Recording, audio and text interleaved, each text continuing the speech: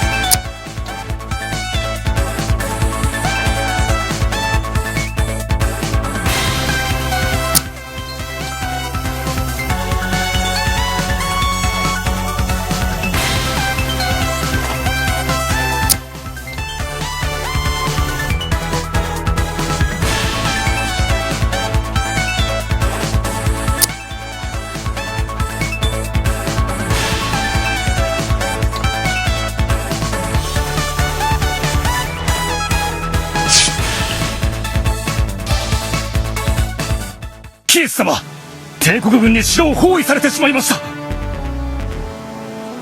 私としたことがすっかり不意をつかれてしまった。ここは姫様がお帰りになるまでなんとか持ちこたえねば。バルガス様、我らの陽動作戦が成功したようです。現在のカルザス城内には守備の兵力がわずかに残るのみです。ゾルムとモーガンらはうまくやったようだな。奴らを組ませるのはどうかと思ったが、ここは我が遠竜兵団の総力を挙げて一気に城を落とすぞ。はっ！バルガス様、背後に敵が。何？ここがカルザス。あれは姫！みんな、姫が戻られたぞ。おお。姫。キース、みんなどうやら無事のようね。